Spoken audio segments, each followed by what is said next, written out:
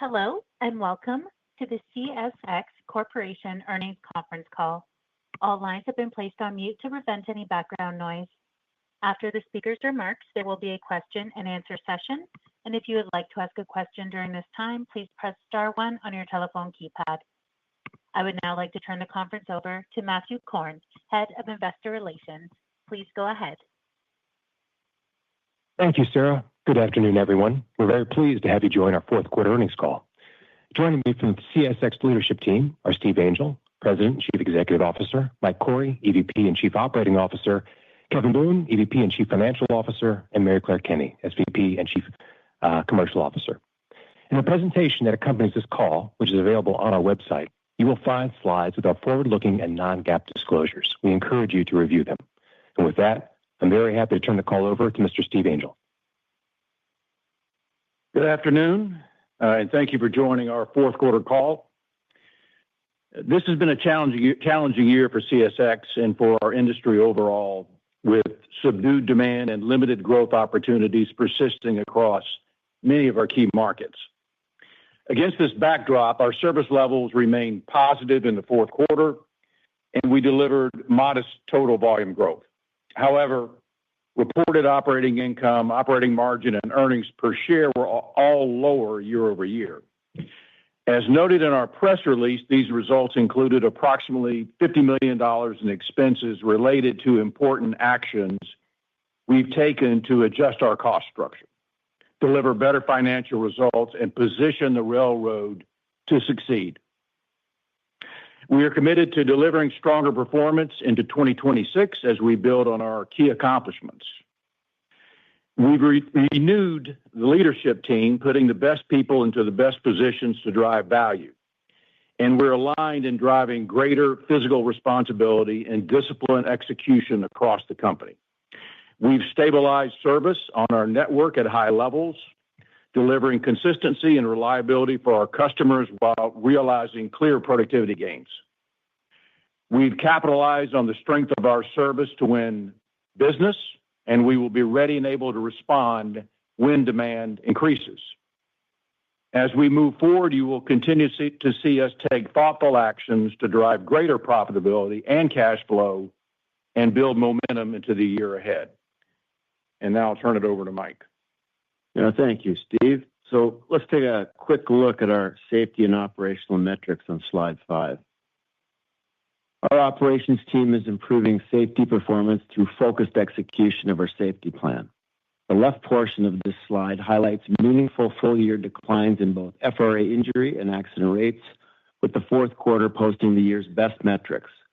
We know that an outstanding safety record is a clear indicator of effective management at every level, and we're taking solid steps towards our goal of reaching best-in-class performance for the industry. The right portion of the slide shows strong year-end fluidity and customer service performance. Velocity, cars online, dwell, and trip plan compliance all showed substantial improvement from Q1 to Q4. These are encouraging trends as we enter 2026. Running a cost-effective, efficient network while delivering consistent, reliable service is essential to our success. We'll maintain this balance and preserve our operational momentum while ensuring CSX has the capacity available when the industrial cycle turns. Kevin will now review our quarterly results in more detail.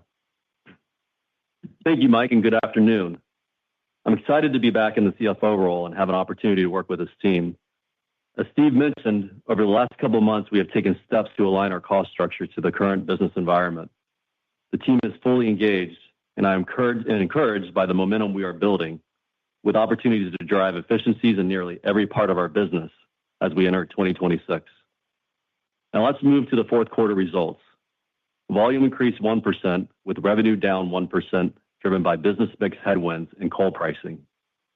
Fourth quarter operating income and earnings per share fell by 9% and 7%, respectively, against adjusted prior year figures. These results included approximately $50 million or 2 cents of charges for actions taken during the fourth quarter to optimize our workforce and technology portfolio. Now let's turn to the next slide for a closer look at the expense lines. Fourth quarter expenses increased by $73 million or 3%, excluding the 2024 goodwill impairment. As mentioned, the quarter included approximately $50 million of charges comprised of $31 million of separation costs in the labor line and $21 million of technology impairments in PS&O. We continue to see opportunities to drive efficiency in our labor costs as we prioritize safety, customer service, and profitable growth. Ending rail headcount finished the quarter down over 3% as we continue to align to the current business environment.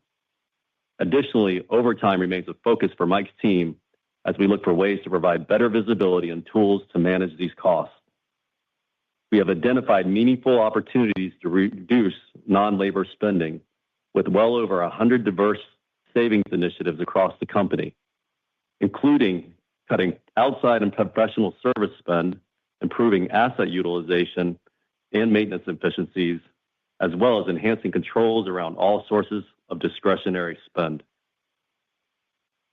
2026 expenses will also see year-over-year benefit from cycling network disruption costs, third and fourth quarter separation costs, and fourth quarter technology impairments.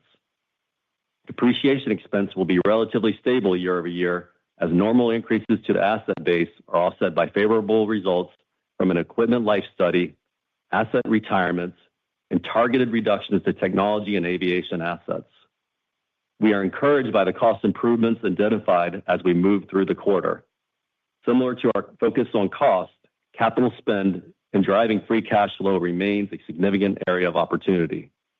Working with Mike and his team, we are developing improved oversight to ensure every dollar of capital is spent efficiently and aligns to our strategic priorities, including safety, customer service, and driving profitable growth.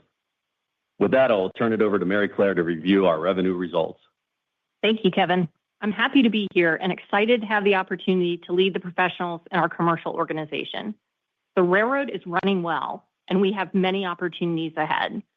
That said, as you've heard from Steve, we continue to navigate the challenges of a mixed industrial demand environment. The strength of our relationships is critical when uncertainty is elevated, and our voice of the customer surveys show that our team has been doing an excellent job at staying close to our customers and being responsive as conditions change. Turning to slide 10, let's cover fourth quarter volume and revenue performance. Overall, total volume was up 1% in the quarter, but revenue was down 1% as negative mix and weaker export coal prices led to a 2% decline in total revenue per unit. Our merchandise franchise, where volume and revenue were both down 2%, continues to face market-driven headwinds. Revenue per unit was modestly higher and was also affected by mix, as growth was strongest in low RPU areas such as minerals and fertilizers. We continue to see softness in chemicals and forest products, where volume was down 6% and 11% respectively. The industrial chemicals market remains weak, and many of our customers are carefully controlling freight spend as they manage through inflation and tariff pressures. In forest products, we continue to see the effects of plant closures, particularly with pulp and container board, that occurred up until the start of the fourth quarter. Despite these headwinds, our team has had success at winning incremental business, and we anticipate benefits from new facilities ramping up in 2026. Automotive volume was down 5% year-over-year. While we saw some manufacturers gain momentum through the quarter, supply constraints with chips and metals limited output at other facilities. That said, we've been encouraged by the continued strength in fertilizers and mineral shipments. Fertilizer volume was up 7% on improved phosphate rock production and business wins in the nitrogen market. Minerals volume remains supported by demand for aggregates and cement for infrastructure projects. Our intermodal franchise really drove our growth this quarter, with revenue up 7% year-over-year on a 5% increase in volume. We've been winning new domestic and international business as we've brought faster transit times and more connectivity to our customers. Finally, our coal business grew modestly in the quarter, with volume up 1% year-over-year. Domestic tonnage increased by 6%, driven by a substantial increase in domestic utility volume, supported by growing power demand and higher natural gas prices. Export tonnage declined 3% in the quarter, with a derailment in late October impacting shipments for a short time. Revenue was down 5% on a 6% decline in RPU, primarily due to a decline in met coal benchmark pricing. Notably, the discount for East Coast met coal indices widened versus Australian pricing this quarter, which impacted our yields. Now let's turn to slide 11 and talk about the key components of our market expectations in 2026. Starting with merchandise, we are positioned to benefit from consistent strength in infrastructure project activity in key regions served by CSX that's driving demand for materials such as cement, aggregates, plate, and scrap metal. More uncertain are conditions in the housing and automotive markets, which affect many commodity markets. Consensus forecasts call for modest decline in housing starts this next year, and affordability and overall demand levels continue to impact the prospects for North American light vehicle production. Our merchandise volumes will also reflect cycling of facility closures, largely in the forest products and metals areas that occurred through 2025. We've been encouraged by the success we've had in intermodal, where the team won new business in 2025 as we expanded our network reach through new operational agreements, and our strong service has allowed us to provide a faster service product. At Howard Street, the first of two bridges being raised to support double stack capability is now complete, and our customers are excited about the opportunities coming later this spring. They're bidding on business now for volume to start moving double stack through the tunnel in Q2. Still, the markets reflect the reality of a still soft trucking market, where we're watching the supply-driven increase in truck rates carefully. We also need to be aware of the risk of a slowdown in imports after the pull forward of activity that occurred through 2025. For coal, we're pleased to have two important mines on our network back open after extended outages. These mines provide good quality met coal for the export market, though global steel markets and benchmark prices remain subdued. Domestically, many utilities continue to buy more thermal coal given increasing power demand.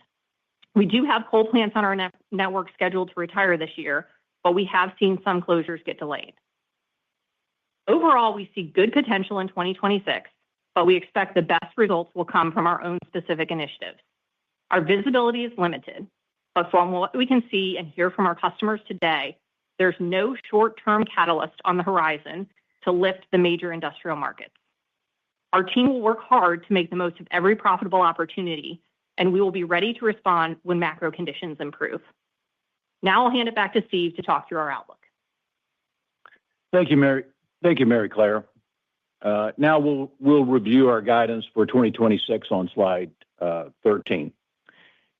We have a well-running railroad and a good pipeline of growth initiatives. However, as Mary Claire discussed, the near-term outlook across many key markets remains soft.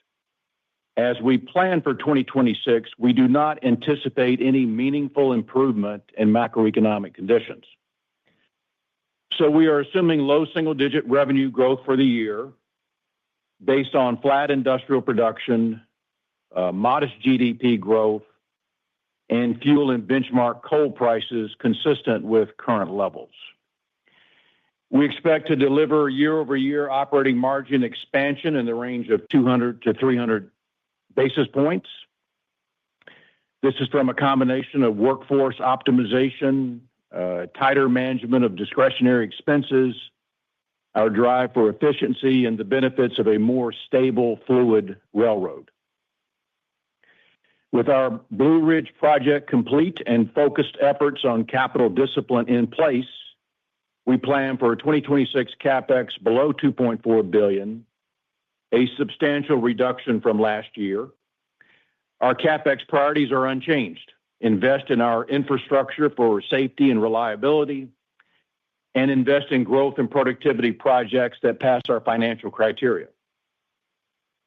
For free cash flow, higher earnings, a more normalized cash tax rate, and lower capital outlays should drive growth of at least 50% compared to 2025. Finally, let me address the multi-year targets that were offered at the company's 2024 Investor Day. The opportunities ahead for CSX are strong. When we execute on the core fundamentals of service, cost discipline, operating efficiency, and prudent capital deployment, we will create shareholder value over the long term. That said, the macroeconomic environment and the industry dynamics were meaningfully different then compared to today. I am replacing our 2025-2027 targets with the guidance we've given for 2026 only. I will continue to evaluate our outlook as we make progress toward our goal to be the best performing railroad in North America. With that, Matthew, we will open it up for questions. Thank you, Steve. We will now proceed to the question and answer session. Now, to ensure that we maximize everyone's opportunity to participate, we ask that you please limit yourselves to one and only one question. Sarah, with that, we're ready to begin. Thank you. If you would like to ask a question, please press star one on your telephone keypad. If you would like to withdraw your question, simply press star one again. Please ensure that your phone is not on mute when called upon. Thank you. Your first question comes from Tom Wadewitz with UBS. Your line is open. Great. Good afternoon. Just, I guess, one fine point on the OR improvement, if you could tell us what the base OR is in 25, kind of just like what's included. But I guess the real question, if you will, how do you think about pricing and price cost spread?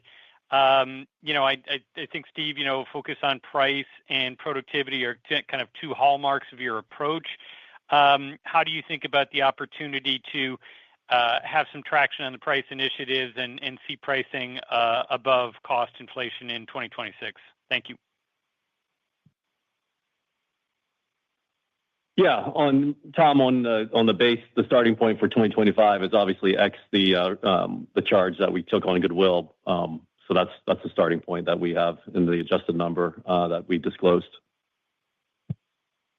And on your questions on price and productivity, so as we think about price, I mean, certainly you would like to be able to cover the cost of inflation in any given year and actually do better than that.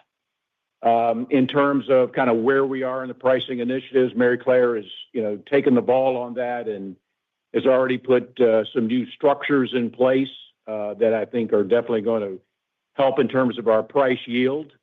As we look at what we have in the plan for 2026 versus 2025, price yield will be higher in 2026 over 2025 than it was in 2025 over 2024. So we're making progress, I think, on the pricing front.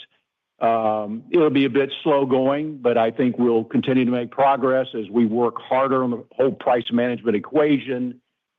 And in terms of, these contracts they roll off in certain time frames. It would probably take until about this time next year before we had a chance to touch every contract and stress test, if you will, in terms of what the right price is versus the value we're bringing to that customer. The next question comes from Brian Ossenbeck with J.P. Morgan. Your line is open.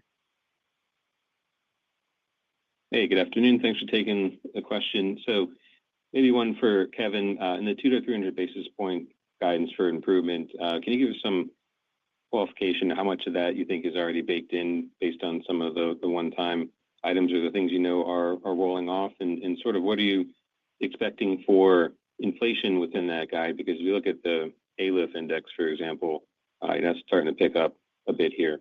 So maybe give us a little bit more color in terms of the building blocks there and sort of what's already spoken for and what are the assumptions underlying the rest of it. Thanks. Yeah, no, when you look at some of the unique charges that occurred in 2025 between the severance, the technology write-off that we disclosed, as well as some of the costs related to the Blue Ridge and the Howard Street Tunnel, you can roughly assume those are about $150 million. What we're doing, what our guidance implies, is a much greater initiative around productivity and a big focus across the organization to drive that. And so you'll see our productivity numbers, if you do the math, have a fairly significant increase and step up. When we think about what's happening on the inflation side, on our labor side, that's pretty self-explanatory. On the union side, the industry has obviously embedded labor inflation. Next year, you'll see another wage increase in the 3.75% range. We're also experiencing a little bit of more healthcare inflation going into 26 versus 25. So I would say on the labor side, that's pretty consistent with what we saw last year, maybe a little bit higher than last year. And then on the non-labor side, a lot of efforts by the procurement team and others to drive that a little bit lower. So expect a little bit lower inflation on the non-labor side. So overall, I would look at inflation probably being in that 3 to 3.5% range. The next question comes from Scott Group with Wolfe Research. Your line is open. Hey, thanks. Afternoon. The low single-digit revenue growth for the year, any just sort of rough thoughts on volume versus yield in that? And then maybe, Steve, just bigger picture, like the guide this year, I guess, implies like a 64 to 65 OR. Now that you've been here a few months, do you have a feel for like what you think the longer-term operating ratio should be? Should this be a sub-60 OR railroad in the next few years, or is that I don't know, how should we think about that? Thank you. Hi, Scott. This is Mary Claire. I'll take the first part. So I think as we think about next year, we're looking at modest volume growth going into the year. I covered some of the macro environment that we're seeing out there. And, while we're optimistic about certain areas and we see growth opportunities in places like intermodal, places where you see infrastructure investment like our minerals markets. And I think, there's some potential on the domestic utility side when you think about the need for power generation as well as natural gas prices those are kind of more positives for us. But then as I talked about, when you look at more of the industrial economy, we still see a lot of headwinds out there. So at this point, we'd say really modest volume growth next year. Yeah, and on I'll just talk in terms of operating margin percent. Look, we want to expand it every year. And if we're doing the right things on price management and productivity, we will be able to do that. And, I have confidence in this team. I have confidence in our ability to build solid productivity programs to be able to grow operating margin a certain percent every year. And I could give you a number now, but I think I'll wait and talk about that later. But, the objective is best-in-class performance.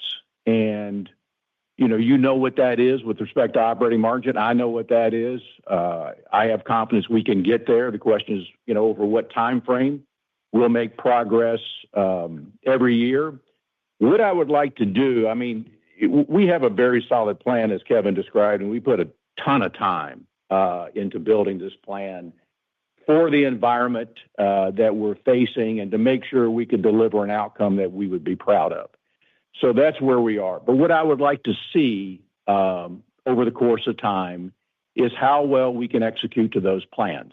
I have confidence we can, but I'd like to, experience that a few quarters, if you will, just so I can get grounded and confident in our ability to build, I'll call it sustainable productivity over time. And I think we can do that, but, give me a little time to get more confident in our ability to do that. The next question comes from Ari Rosa with Citigroup. Your line is open. Hi, thanks for taking the question and good afternoon. So we're looking at, I apologize because this is a little bit short-termist, but we're looking at potentially a pretty nasty storm coming up. Not too long ago, we saw CSX's network face a pretty big setback given some storms. I'm curious, maybe Mike is the best one to answer this question. Just how are you preparing for the storm and how do we get confidence? Maybe it's an opportunity to talk about kind of how you're running the network differently now versus, say, 12 to 18 months ago. But what are the risks that these types of events could present setbacks and how do we get comfortable that, this isn't going to be a big obstacle in Q1? Thanks. Sure. Thanks for the question. All right. As we've said, the network is going into this in much better condition than last year when we started facing storms. So just to give you, just a view of what we see, we're going to see ice on our southern portion of our network, basically going, from Nashville right across through Alabama, through Georgia. And then in the middle section of our network, we're going to experience, or we see right now from the weather reports, we're going to experience heavy snow right from Indiana through Kentucky, right across PA, Western Maryland, Virginia, all the way up the I-95. So in terms of precautions, here's some real detail. I mean, we're going to have senior coverage right around the clock in all of our key areas, including our network center. We've gone over from snow clearing to tree clearing, generators, everything that we need in each location, each facility that we see the storm coming through. We've modified our operating plan, working with our customers, notifying them because they're going to have the same conditions. That really assets for us right now are going to be the most crucial thing that we protect. At the same time, we expect to see power outages, highway closures. We're going to see cold right after that. So I do not see us coming out of this probably for a few days. If we get it Sunday, we're looking at midweek to recover. But I'm very confident, especially with the condition that we're going in, that we will come through this with no issues. This is not going to lead us into 4 months of trouble like it did the year before. Even if there is some consecutiveness to it, we have everything in place. And what we learned last year, we're putting into effect throughout the beginning and right through this storm. The next question comes from Brandon Ogulensky with Barclays. Your line is open. Hey, everyone. Thanks for taking the question. And I guess, Mike, it's not shocking that it snows in January. So I'd ask maybe more importantly, how are you approaching the operations differently this year, especially, with new leadership concepts at the company? How do you get back to those best-in-class metrics that the railroad had, 3 or 4 years ago?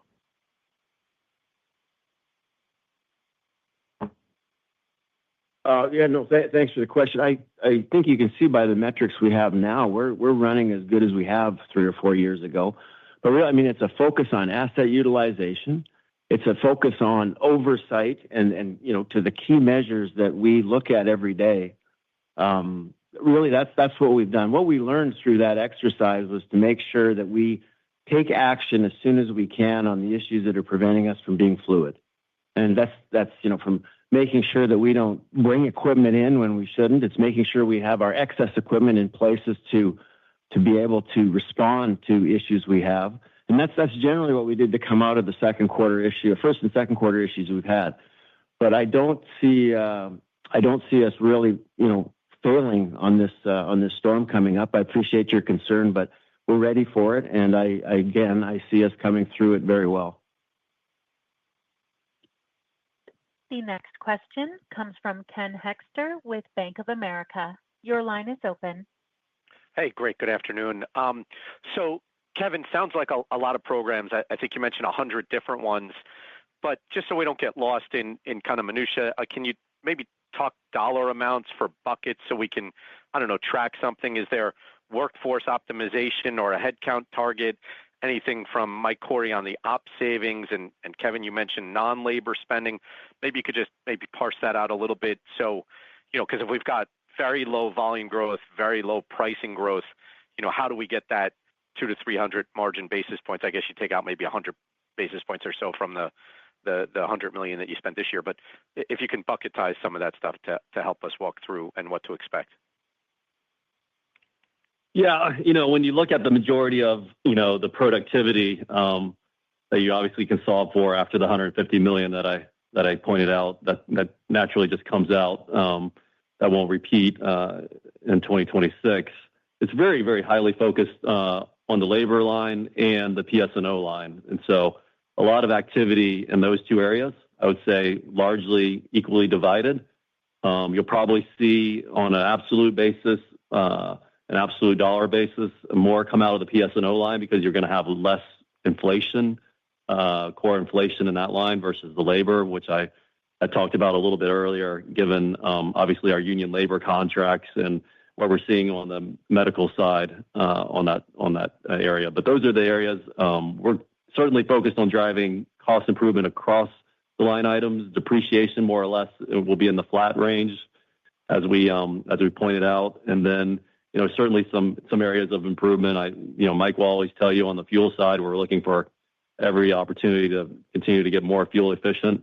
And then on the rent side, there's some opportunity as we run better, certainly from a car hire and other areas that we expect to drive improvement there too. So the good news is a diversified portfolio of opportunities. I guess the bad news on that side is we've got to stay very, very focused across all these areas to make sure that we're capitalizing on those. And my full expectation as we move into later into this month in February and March, we're going to come up with an additional list that'll obviously, hopefully drive further improvement in the back half of the year and then create some opportunities as we move into 2027. The next question comes from Stephanie Moore with Jefferies. Your line is open. Great. Good afternoon. Thank you. I think I would be a bit remiss not to ask at least about the major merger that is underway for this industry. If you could, maybe talk about how you are positioning the company in the wake of what could be a pretty transformational deal. So, in the near term, while it's under review, what are the opportunities that you all can take advantage of? And then, of course, I'm sure you're also having to somewhat scenario analyze what would be like if the deal is approved. And in that way, what is the strategy for CSX as kind of the sole East Coast merger, East Coast rail? Thanks.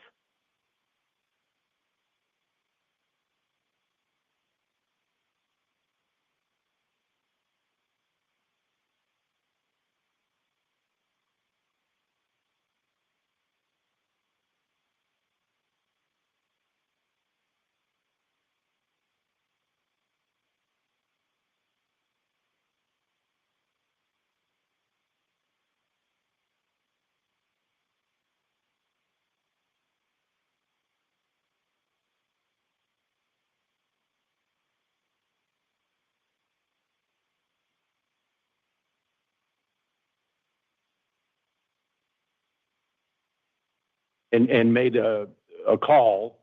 It took 3 years before the final restriction was lifted. So for 3 years, we were kind of in deal purgatory. And what you have to do is make sure that, you're running the business to the best of your ability every day. And that's kind of the key in this process.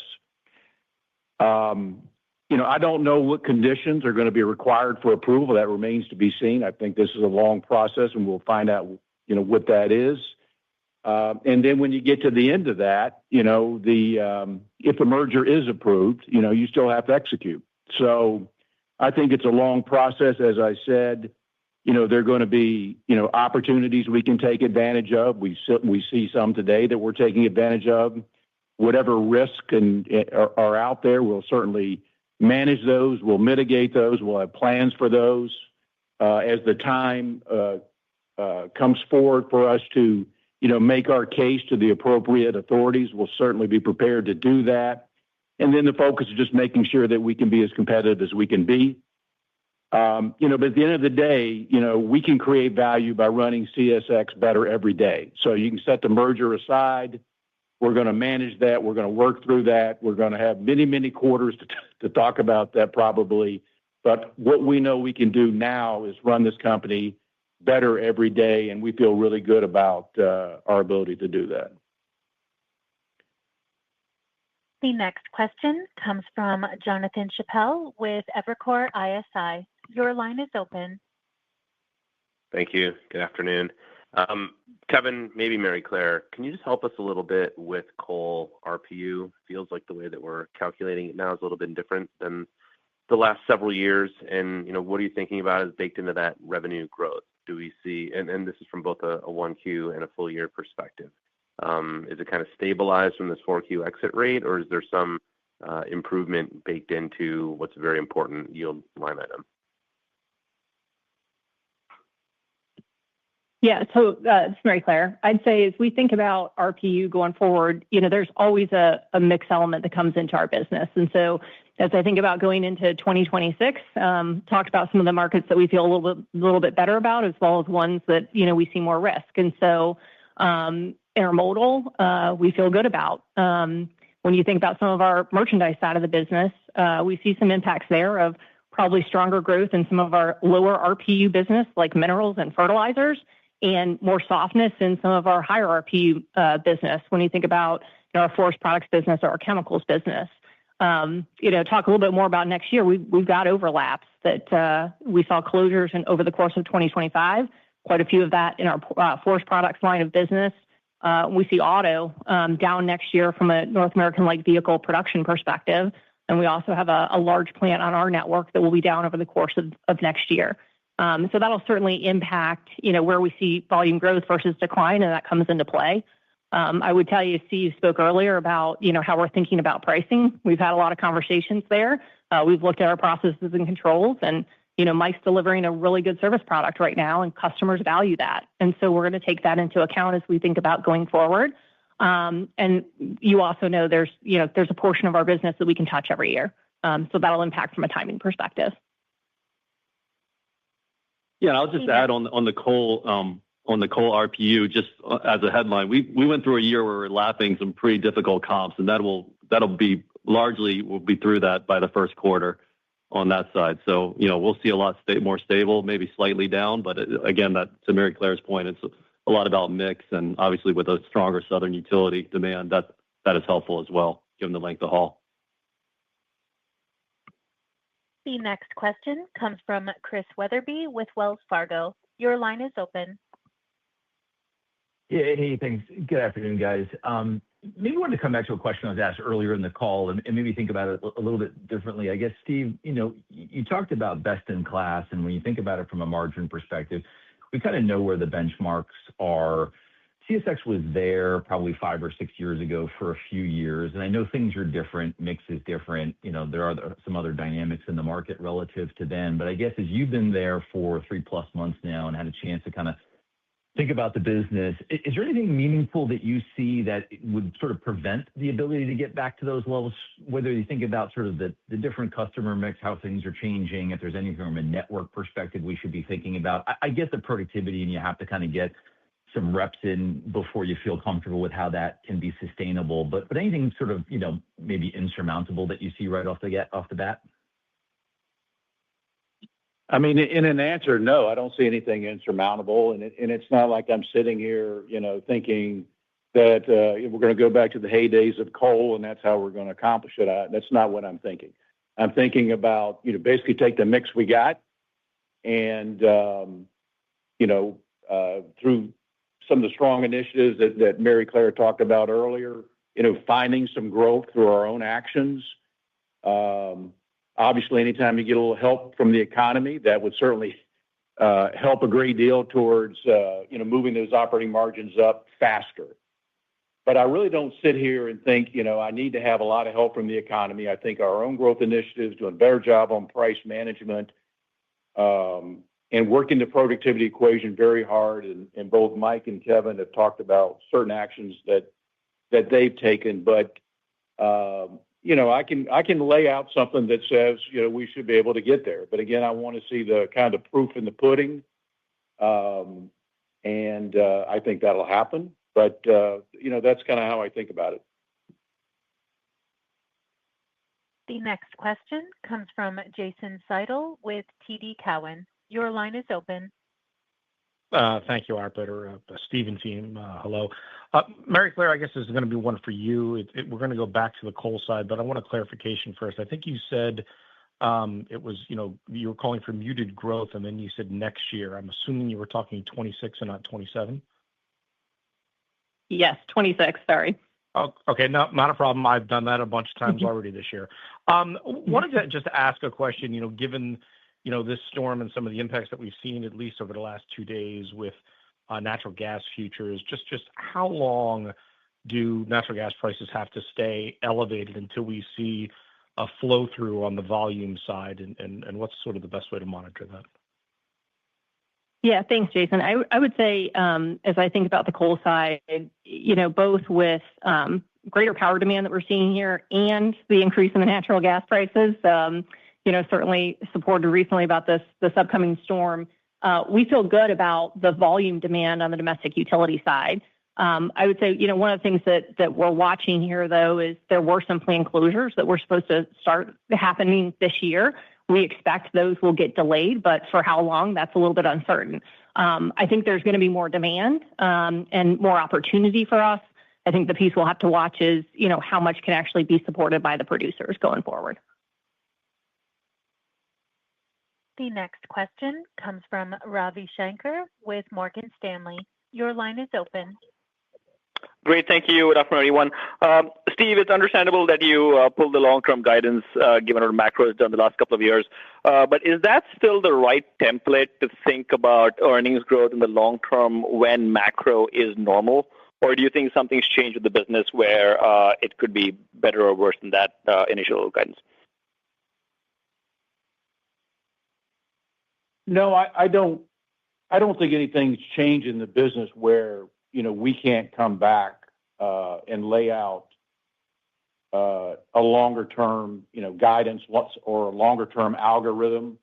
I don't see anything that's fundamentally changed the business that would prevent us from doing that.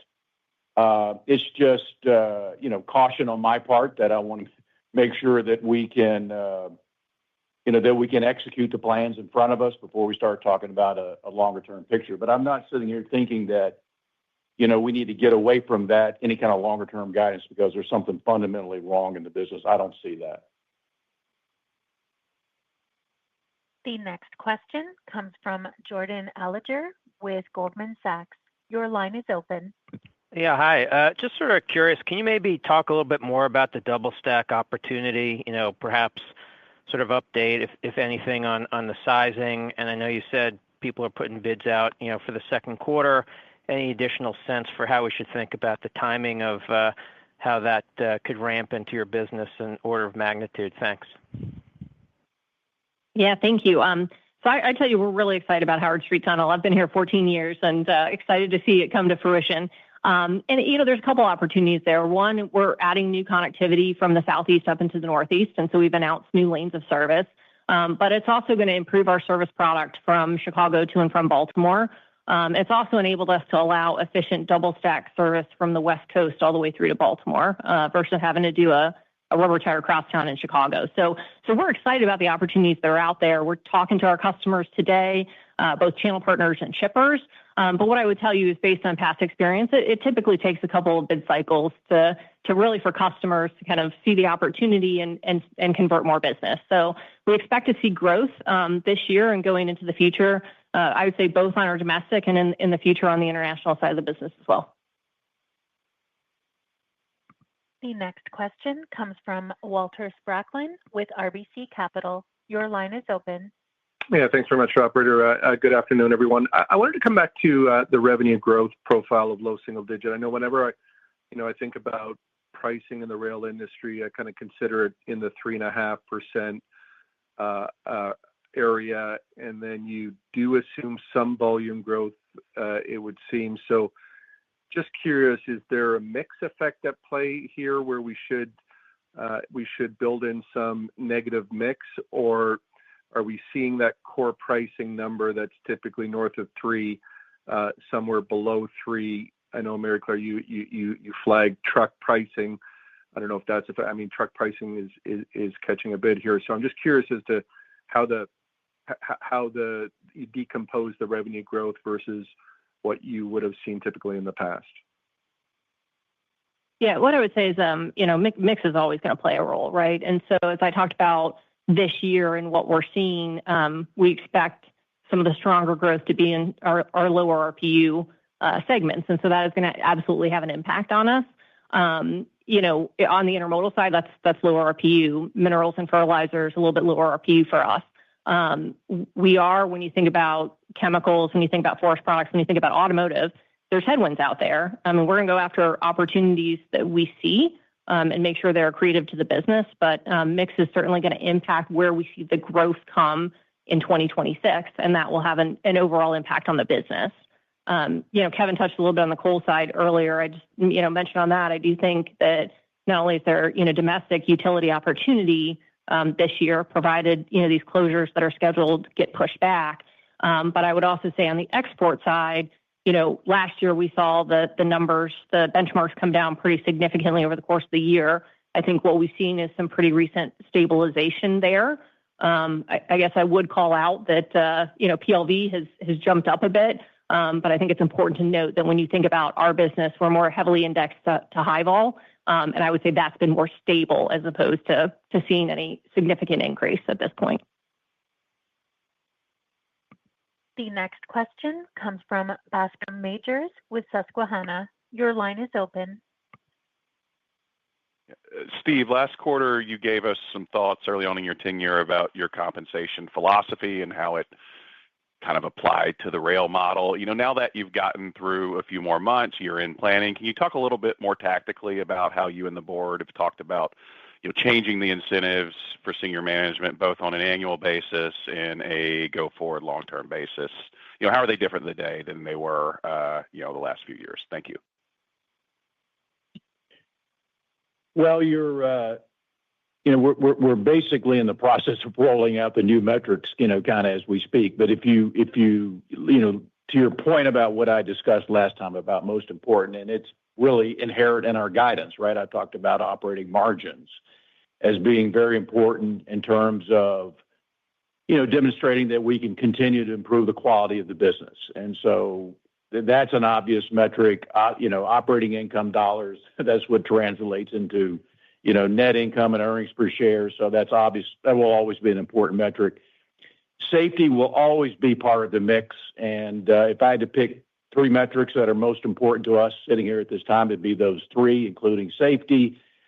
That's really on a year-to-year basis. And as you look into, the longer term, which we call, kind of 3 years, and you've heard me say, and those of you have heard me say this for many years, some of you, return on capital, I think, is the truth serum, for any capital-intensive business. So return on capital is very important. And, it's total shareholder return. How well are we doing compared to the S&P 500 industrials? I think that's, important to all of us. So, kind of in a nutshell, those are the metrics that are most important, and I've always liked to focus the organization on a handful of really important metrics as opposed to having, 8, 10, 12, as I've seen other companies do over time. And I think that's, if you want to motivate the organization, if you want to incent the organization, you need to have metrics that are very meaningful and reinforce that every day. The next question comes from David Vernon with Bernstein. Your line is open. Hey, good afternoon, and thanks for fitting me in here. So, Steve, if you could maybe kind of address the cadence of OR improvement we're expected as we get through this year. Should we be expecting kind of year over year across the board, or is it going to be a little bit more back or front end weighted? And then if you could put a hard number around what the run rate benefit you're expecting from the cost actions you've taken to date, I think that would help us kind of better understand the bridge for kind of what's organic or volume dependent and what's already kind of in the bag. Thank you. Yeah, when certainly there are comparisons when you think about what occurred in 2025, and I would obviously highlight first quarter, given some of the storm activity and other things that occurred to us as a quarter where we should have good year-over-year performance, probably above the average for the year.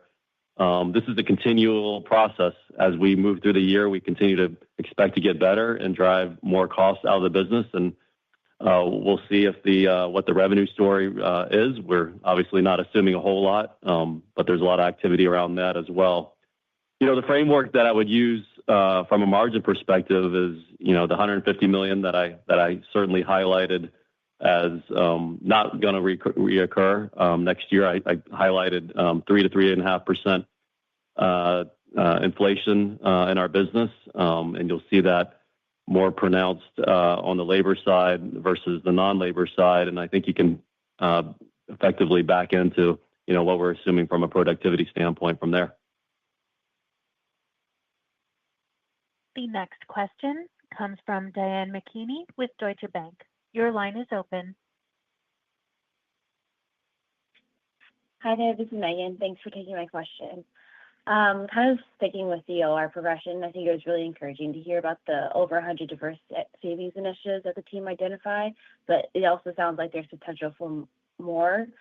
But as it relates to the full year outlook of the 200 to 300 basis points of OR improvement, can you help us bridge from 2025? Like, are these cost savings considered? How much is dependent on the market versus what's within CSX's control? Any color there would be really helpful. We're not depending on the market. This is a plan that is based on the things that we can control, which is encouraging for us and this team. We're going to focus on those items. And, we haven't talked about, the potential for some of these markets to improve, but what we're really focused on is, creating the operating leverage when the markets improve to, quite frankly, deliver higher incremental margins than what we've done in the past. And I'm fully confident, given all of the things that we're doing, that every incremental dollar of revenue that Mary Claire and her team are able to deliver, that will come in at a very, very high incremental margin, given all the cost things that we're focused on. Going back to the 100, different opportunities, it's really across everything, from vehicle spend to overtime, focus on rental equipment, travel. Mike and his team, Doug, Casey, Terry, all of them have brought ideas to the table. And now it's building the process on a monthly basis to hold our teams accountable to delivering it. Very confident that we can do that and providing better tools, quite frankly, to the operating team and every team across this organization so they have visibility to where the costs are. And I'm feeling better and better about that every day. I know Mike and I collaborate on that every day. I'm sure there's things that we don't know about today that we'll continue to identify. And so our goal is to, build the momentum through the year. And when that volume comes back, we're going to have a network that can handle the volume, most importantly, and really deliver the incremental margins. This concludes the question and answer session and will conclude today's conference call. We thank you for joining. You may now disconnect.